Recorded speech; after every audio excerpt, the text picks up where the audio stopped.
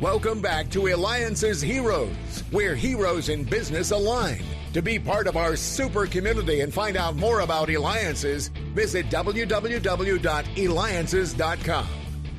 And it's time for the Experian Identity Report. And today we welcome back Rod Griffin to the program. And Rod is the Senior Director of Public Education for Experian.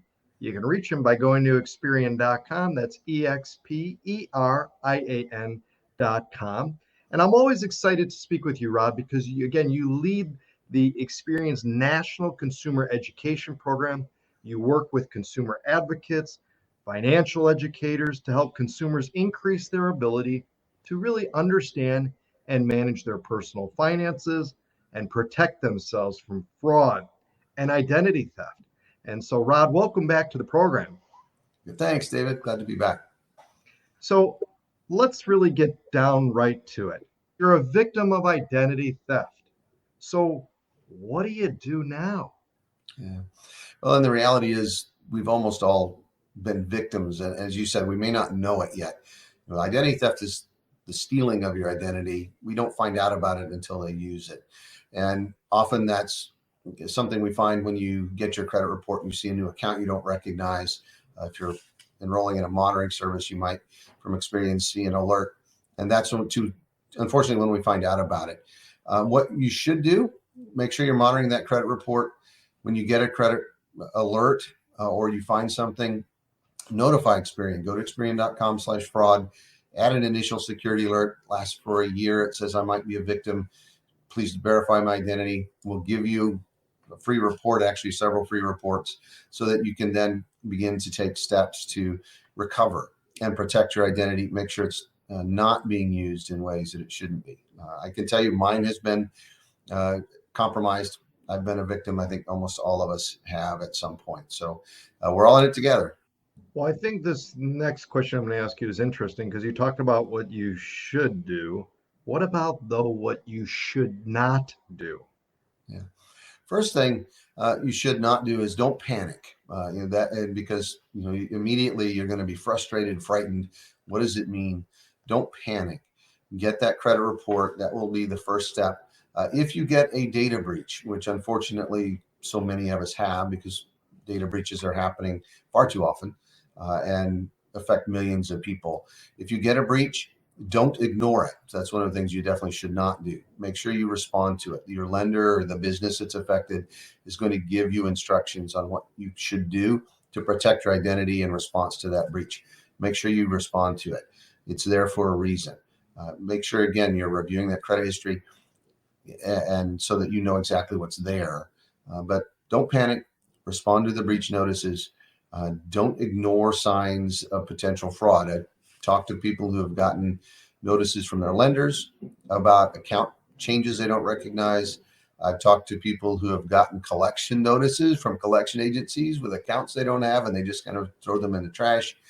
Don't ignore that information. Make sure you're responding right away, because making sure that you're addressing the issue immediately is what's going to protect you personally and financially.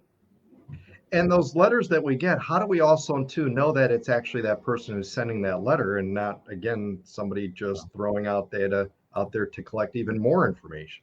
Yeah, well, and you touch on a great point.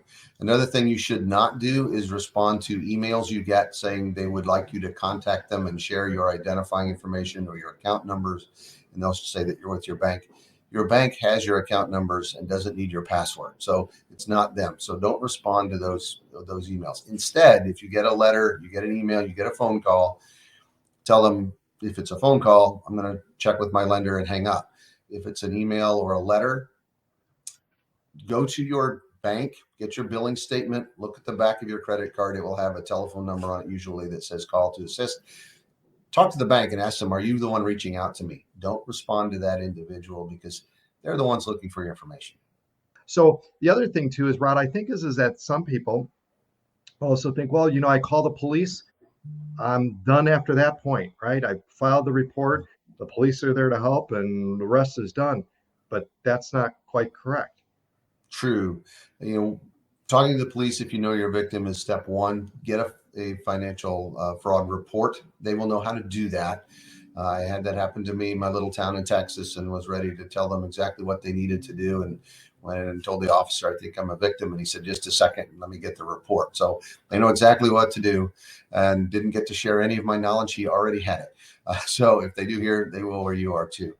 But once you've verified that and added a police report, you should add an extended fraud victim alert to your credit histories. Experian.com/fraud. You can do that. There's no cost. We notify the other credit reporting companies, so it's added to theirs as well. And then monitor that report. Make sure that you are getting the information often. You can enroll in a free monitoring service with Experian. We actually monitor the dark web as well, which is where the bad stuff happens. It's where most of us don't know how to get to and probably shouldn't, because that's where the identity thieves are trading your information. And so being alerted to the fact that your information is out there on the dark web lets you take action as well. Once again, Rob, with everything that's going on with all this, what other things can we do? Should we be, for example, making separate emails for each site, separate passwords for each thing? Are there any other things, especially with you when you mentioned about it going to the dark web? You should always be active in controlling your information. And just because someone asks for it doesn't necessarily mean you need to give it to them. Don't carry documents that you don't need, things like Social Security cards and those sorts of things with you. The holidays are coming around every year, and too often people at that time of year will put things in their car and leave them. Identity thieves aren't stealing your radio anymore. They will search parking lots for ID information, purses, wallets, sitting where they can see it. They'll break your windows and steal that, because that's far more valuable than a radio today. One of the things you can definitely do is invest in a shredder.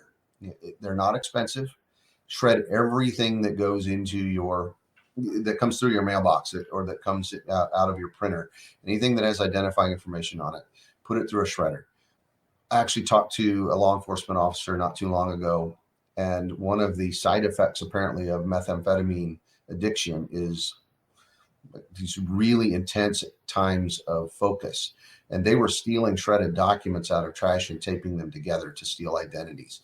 So remarkable what links people go to. So get a crosscut shredder. That helps as well. And again, make sure that you're not sharing information where it doesn't need to be shared.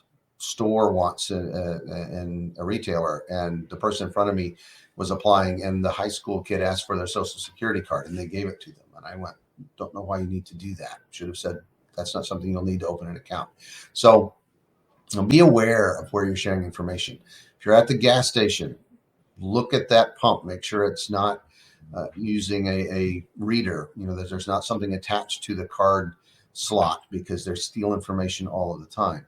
If you're out to dinner, make sure that you see where that credit card goes, because when that server takes it, there have been instances where they have battery operated readers in their pockets, and they'll swipe that card, steal your identifying information. So you need to be constantly vigilant, constantly aware. If you're shredding information, you go to a community event or to a group program where you take bags of information documents to be shredded. Watch them, make sure it goes into the shredder before you leave, because you don't want that bag of information to suddenly get shifted aside and into the back of somebody's car, and they're off to the races with your identity. If you're online, as most of us are, make sure you use good passwords. Make sure that you log out. Make sure that you're working with businesses that are legitimate and not posing as fraud. They spoof websites all the time. Looks exactly like your bank or the retailer. Make sure you're checking and are working with sites that are legitimate. So many things we need to be aware of. It's harder and harder all the time. What I recommend, if you believe you're a victim, is one, you start with an initial security alert that lasts for a year, says I might be a victim, goes on your credit report. Then advance to the extended fraud victim alert that lasts for 7 years, says I am a victim. For most people, that's sufficient. The next step is a credit freeze. A credit freeze limits access to your credit report, but it's important to understand what it does and doesn't do. So if someone were to use your stolen identity to apply for credit, it would, in theory, block that application. And so would stop that transaction. That's the ideal. However, there are a lot of exceptions. So things like if you're applying for a job, the employer can still get your report. If you are applying for a new lease, the leasing company can get your report. So be aware that it doesn't prevent everyone from gaining access. So it doesn't one, stop identity theft. It doesn't stop someone from stealing your identity.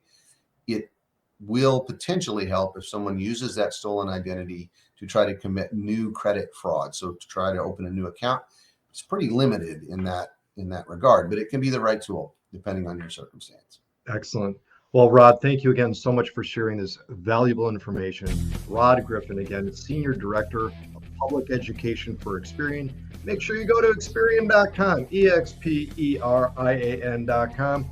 Thank you so much again for listening and watching. Me, David Kogan, host of the Eliances Hero Show. You know where to go, Eliances.com, Eliances.com. Thank you again so much, Rod, for being here today and sharing this information. Great. Thank you, David.